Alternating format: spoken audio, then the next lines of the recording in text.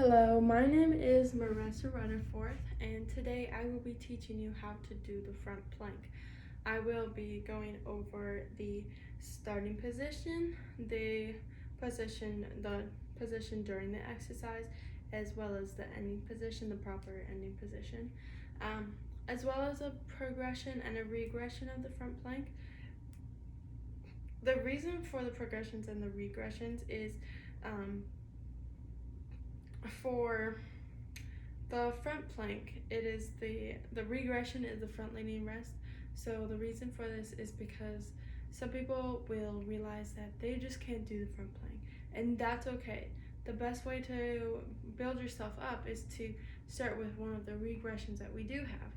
So our regression for this video will be the front leaning rest, and then our progression from the front plank is the Superman plank. This adds a challenge that requires a lot of core strength and core stabilization. So yeah, let's just get right into it. So to start off, we are going to have our knees on the floor. We're not gonna just jump right into the plank. Our palms will be flat on the floor. These will remain flat with the floor, both in the starting position and the position during the exercise, as well as the ending position. So, I'm going to lower myself down onto my forearms. I will be making sure that they are in contact with the floor. As you can see, my elbow is parallel to my forearm. That is what you want. You want it to remain in contact with the floor during this exercise. As well as you can see, my elbow is directly underneath my shoulder. You don't want your elbow to be up here. You don't want your elbows to be back here. You want them directly perpendicular to the floor. You want them directly underneath your shoulders. So, to start off, I'm going to be in a position not quite laying down, but my knees should be on the floor. My hips are touching the floor as well as the lower abdominals. So to start off with the plank, you are going to bring one knee up, so you will be extending the knee, and then as well as the second one. So I'm going to bring myself up. I'm going to get myself comfortable. My feet are hip width apart, as well as my head remains in a neutral position. And as you can see, my body is remaining in a straight line. So the ending position, you're going to want to bring your knees back down as to how we had them, and then you can bring yourself up if you need to, as well as you can just rest in that position, and then start another repetition. So another thing I wanted to show you was some people sag in the middle, some people tend to arch their back. So I will show you what that looks like.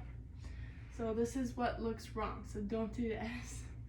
So I'm in my position, and I'm going to bring myself up. So this is the sagging. So doing this will be really bad for your back. You can see my torso is up, but my lumbar spine remains down. So this is causing a curve in my back, and this can cause some damage, some injury to your lumbar spine. So you want to make sure you are not doing that, because it can cause it may not hurt as much right now, but if you continue to do it that way, if you continue to do the plank this way, it will eventually cause an injury that will require a lot more time to fix. Whereas just being in the correct position will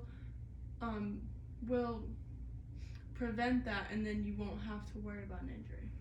And then the second one is people tend to arch their back up like this. Their butt is in the air. It's not It's not down, their butt is in the air. This does you no good. This doesn't cause as much injury as bending your spine down, your lumbar spine, but it's still not good for you because it is an awkward position too. So if you are finding yourself doing those things, sagging in the middle or arching your spine, that is where you want to see, hey, maybe I can't do the front plank right now. So this is where we're going to go into the regression. So the regression is just an easier way. It's a better start off point than the front plank. So for the front leaning rest, and I call it the front leaning rest because in the army, in the military, the drill sergeants make the soldiers hold the front leaning rest for the longest time, and you can really see once you're in the front leaning rest, you're feeling the abdominals really you can feel them contracting, and they're trying to keep you up for as long as they can. So, and you really grow you really strengthen your core muscles by holding this position for a long time. So it does work. It's not just a random position like that doesn't work. You know what I'm saying? So for the front leaning rest, we are going to start with our knees on the ground. We are going to get our palms. We are going to place our palms flat on the floor. And for this position, our shoulders are going to be directly above the hands. Our hands are going to be directly underneath our shoulders. It's not going to be our elbows this time. So for this position, you are going to bring one foot back, and then you're going to bring your second foot back. And then this is the front leaning rest. And so as you can see, my body is in a generally straight line. I'm not moving my head down, I'm not moving it up, I'm not moving it to side. My head is in a generally straight line. And then this, people tend to arch their back here. They tend to sag in the middle as well. You're not going to want to do that. This is the easier position too, but it still does work your muscles. So then, to get down, you're just going to place one knee on the ground, and then you're going to follow it with the next knee. Alright, so for our progression, for our final exercise that we are doing today is the Superman plank. So the Superman plank, you're going to start in the same position as we did with the front leaning rest. Our palms are on the floor. My shoulders are directly above my hands. I'm not moving them. They are shoulder width apart. And then I'm going to start the same way as I did for the front leaning rest. I'm going to move one foot back and move the other foot back. My feet are hip width apart. So I'm in a generally straight line. So then for the Superman plank, you're going to lift up one hand, and then you are going to lift up the opposite foot. So if I'm lifting up my right hand, I'm going to be lifting up my left foot. So then you are going to lift up the right hand and left foot. And then I'm going to switch, and I'm going to lift up the left hand and right foot. And then you continue repeating, and this is one of the harder progressions.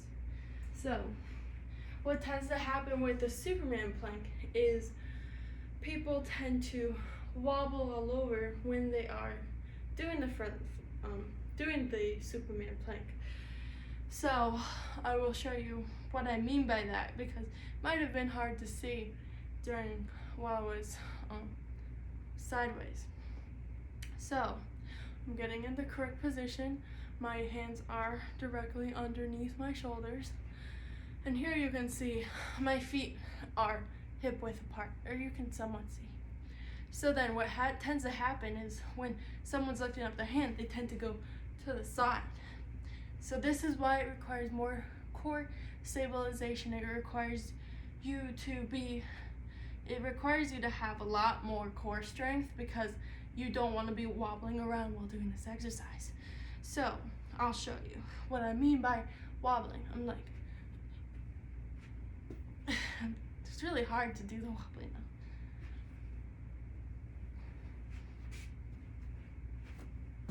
now. Yeah, so don't know if it's a lot harder to actually do the wobbling if you don't do it before because you're trying to make yourself. So as you could see, is I was wobbling to the side. I wasn't keeping a straight body, and it is hard because you are taking off those 2 points of contact to the floor, so you only have 2 more points of contact. That's why this is one of the more challenging progressions of the plank.